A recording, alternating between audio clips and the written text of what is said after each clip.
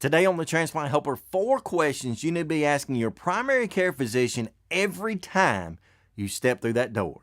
Stay tuned. Hit the subscribe button and click the bell notification to become part of the Transplant Helper community. Hey Transplant Helper community, my name is Jim Merle. If you're like I am, there will be days post-transplants when you just simply feel like junk, okay? When you feel like trash, when you're a little under the weather, maybe even if you're like I am, you say you feel like poop on a stick. Well, if those days come, there may be a moment as well when you need to go in and see a primary care physician. Now, I'm all for calling your team in every situation, letting them know what's going on, letting them overall manage your care. However, there are times when a primary care or a family physician is going to be much better at treating a problem than, say, your cardiologist or your pulmonologist or whatever doc you typically go to for your transplant. And so because of that, if you have to enter into that primary care physician's office, you're normally going to be faced with a battery of questions. They're going to ask you tons of questions about your symptoms, about when you acquired those symptoms, what your vitals have been, how you feel like on most days, and yada, yada, whatever. They're going to be asking you a ton of questions. But keep in mind, while you're there, the best part about your treatment is the fact that you can ask them questions as well. So today I'm going to be giving you 4 questions you need to be asking your primary care physician every time you walk through the door, which I guarantee will help to improve your treatment and you'll get better results. So with that said, question number 1, very simple question. Why am I taking this medication? Now, assuming that they are going to give you a medication based upon your symptoms, based upon your problem, you need to be asking them why you're taking this medication. And I don't mean that because I feel like they're giving you the wrong medication or they're mistreating you in any way. I'm not saying they're trying to give you a placebo just to make you feel better when you're really not getting better. I'm asking you to ask them why you're taking the medication based upon you're wondering if this is a medication that's simply going to treat my symptoms. Is this going to treat me short term or long term? Will this even cure my condition? Because you see, various medications are used for various purposes. For example, if you go in with a sinus infection, they may readily give you, say, an antihistamine to help with that. Maybe that's going to clear up the runny nose, the drainage down the throat, that sort of thing. But in general, that's not going to fix your problem. Fixing your problem may involve something like staying out of those areas that are causing you to be allergic. It may involve you doing a sinus rinse or just some more kind of over-the-counter mom and pop grandma suggestions than taking a medication. So ask them, what is this medication for? Why am I taking it? And what is going to be the outcome? That is a great question to start off with. And it's certainly one you need to be asking on the very first time. Question number 2, what are the side effects of this medication? Okay, every medication, I don't care what it is, I don't care if it's a Tylenol or whatever, every medication is going to have a list of side effects to go with it. Now, I get it. If you go down to the pharmacy, as soon as they hand you the medication, more than likely, they're going to give you a pamphlet or a printout or something that's going to have a list of side effects, at least potential side effects, as long as both arms and both legs, okay? You can also get on Google. You can research it. You can find out that every side effect exists under the sun to go with the medication, including maybe death, okay? That's just the facts. But please, please, don't allow that to scare you and prevent you from taking the medication your doctor prescribes. No, the better way to approach this is not to look at the pamphlets necessarily, not to go straight to Google, but ask your physician. You're assuming they have prescribed this medication before. They've got other patients that have taken this medication,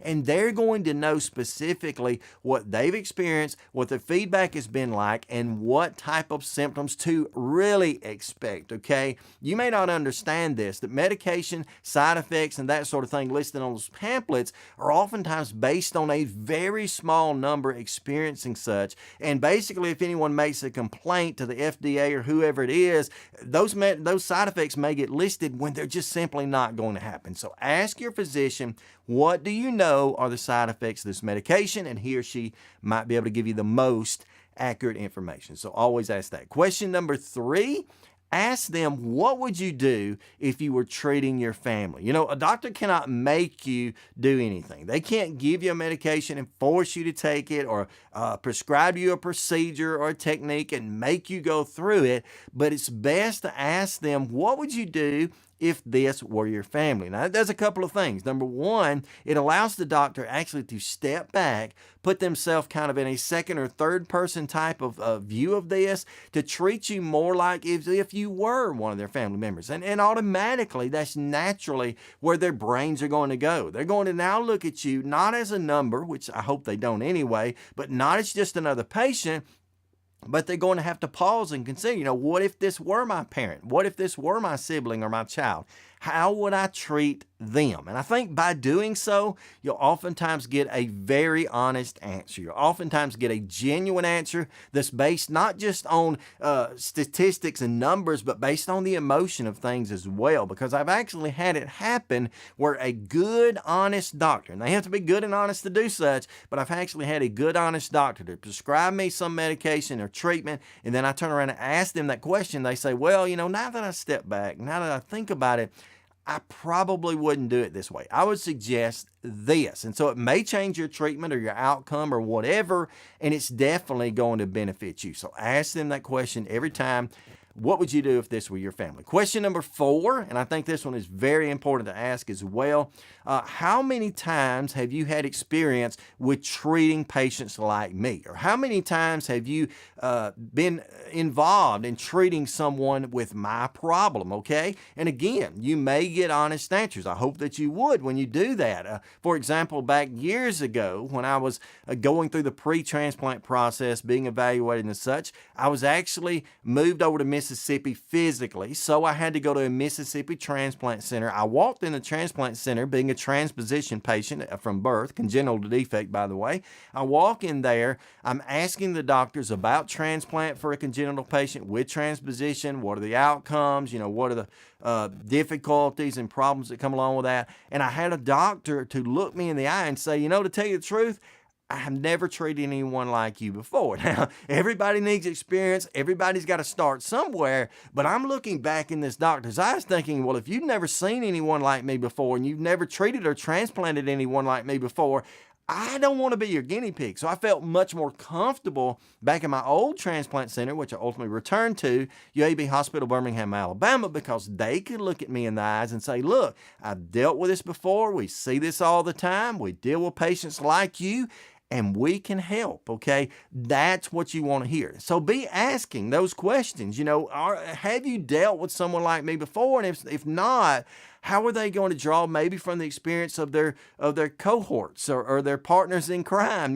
fellow doctors or physicians, to make sure your treatment is done right? I think these are very important questions you need to be asking every time you step in the door, questions that I certainly hope you're going to be asking when you go to see those family or primary care physicians from now on. If this video has helped you out in any way, a big thumbs up would be greatly appreciated. Please consider sharing this out with friends or family members. This is not just transplant related. It's related to all of us.